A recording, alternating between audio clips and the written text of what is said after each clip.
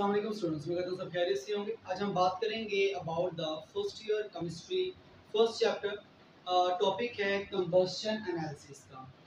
So first one, what's about the combustion. Basically अगर हम combustion की बात करें, that is about the process of burning of organic compound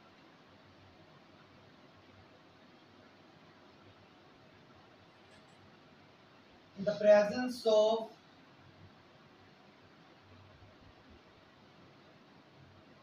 excess of oxygen, and it produce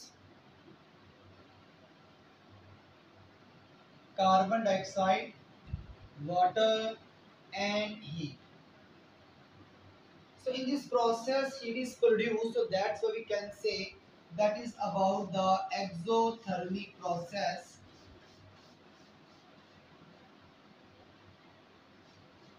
Exothermic process means in this process heat is given out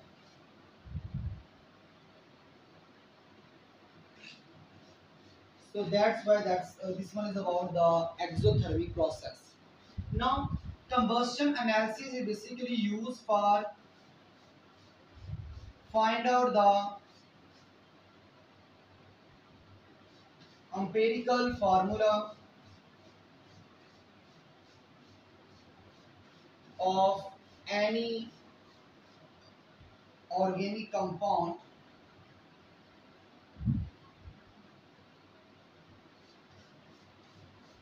So now we are going to discuss about how we can calculate the empirical formula of any organic compound by the means of combustion analysis. Basically हम इसे diagram के through discuss करेंगे. There is one is about the first one combustion chamber, and there's 4 different chambers are there.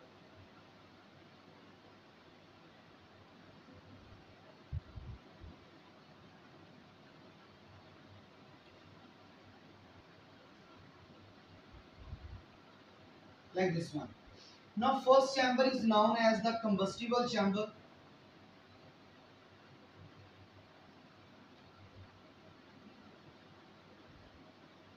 And this one fit into the furnace.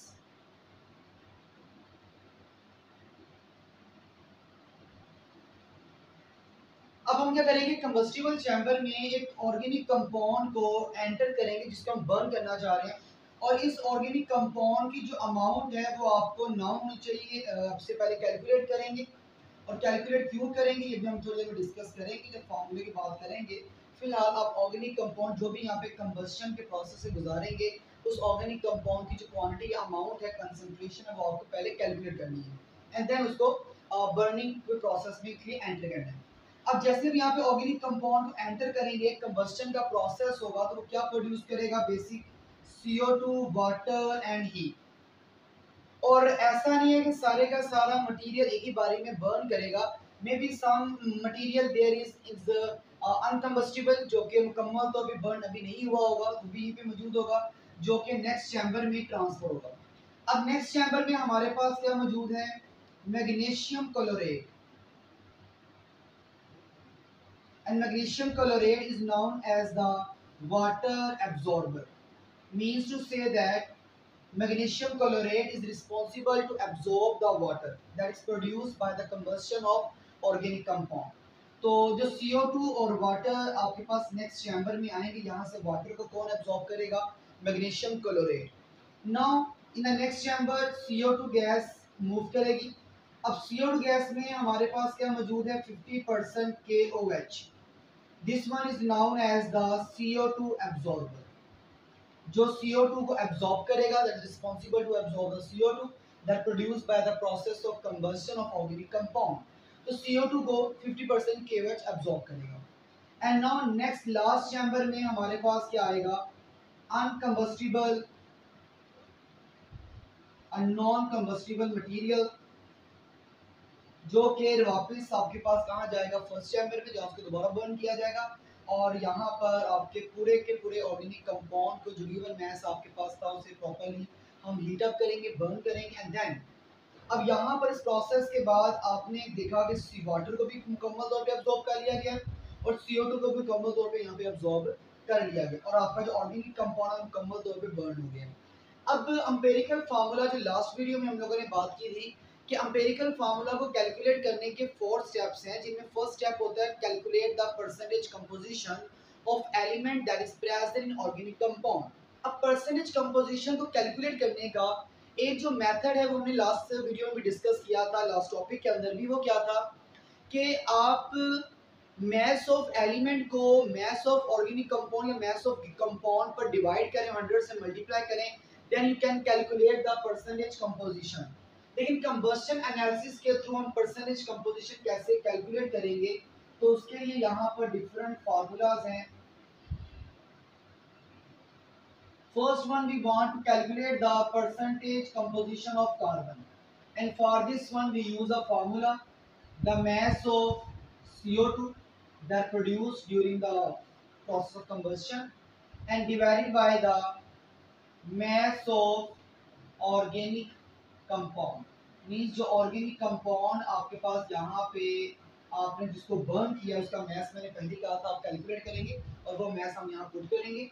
Then multiply with it 12 because there is one carbon CO2, so हम इसको 12 से multiply करेंगे and divided by the molecular mass of the carbon dioxide. और carbon dioxide का molecular mass क्या होगा? 44। अब molecular mass कैसे कैलकुलेट करते हैं ये आपको अच्छे से पता होगा। कार्बन डाइऑक्साइड का फॉर्मूला क्या है? CO2। The mass of carbon is 12, the number of atom of oxygen is 2 and mass of oxygen is 16। 12 plus 16 two 32, दोनों को ऐड करेंगे तो 44। So divided by the molecular mass of CO2 and this one is about 44. After this one, now it multiply with the 100. That's about the percentage composition of carbon. Then how we can calculate the percentage composition of hydrogen? Simple, हमारे पास hydrogen यहाँ पर water की form में produce हुआ क्योंकि यहाँ पे hydrogen water form में। सो हम यहाँ पर क्या पुट करेंगे? mass of water divided by mass of organic compound and multiplied with 2.016।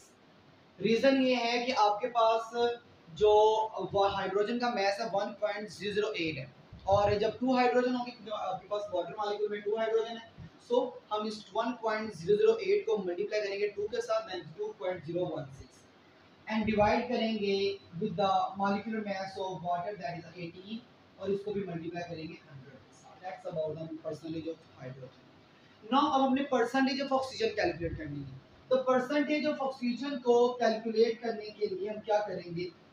Total percentage होती है 100, 100 में से माइनस करेंगे परसेंटेज ऑफ कार्बन और परसेंटेज ऑफ हाइड्रोजन, दोनों की परसेंटेज को 100 में से माइनस करेंगे एंड जो रिमेनिंग वैल्यू होगी वो हमारे पास परसेंटेज ऑफ ऑक्सीजन होगी। So 100 minus percentage of carbon plus percentage of hydrogen, इन दोनों परसेंटेज को ऐड करेंगे और 100 में से माइनस कर देंगे तो हमारे पास परसेंटेज ऑफ ऑक्सीजन आएगी। This one is the first step to calculate the empirical formula, calculate the percentage composition of the elements that is present in the compound. Then बाकी के जो 3 स्टेप्स है वो सेम रहेंगे। नंबर ऑफ ग्राम एटम्स को calculate करेंगे, उसके बाद सिंपल एटॉमिक रेशियो कैलकुलेट करेंगे और सिंपल एटॉमिक रेशियो अगर तो होल नंबर होगा तो वेल एंड गुड, लेकिन अगर वो फ्रैक्शंस में मतलब पॉइंट्स में आंसर आ रहा है 1.5 लाइक दिस वन, तो हम उसको किसी ऐसे सूटेबल डिजिट से मल्टीप्लाई करेंगे कि हमारे पास एक होल एटॉमिक रेशियो आए and that is about the formula and that is complete about combustion analysis, how we can calculate empirical formula। तो ये हमारा छोटा सा टॉपिक था combustion analysis का। आई होप कि ये आपको क्लियर हो गया होगा। मजीद वीडियोस के लिए मेरे चैनल को सब्सक्राइब करें और बेल आइकन को लाजमी क्लिक करें ताकि हर वीडियो तक आसानी से पहुंच सके। Thank you.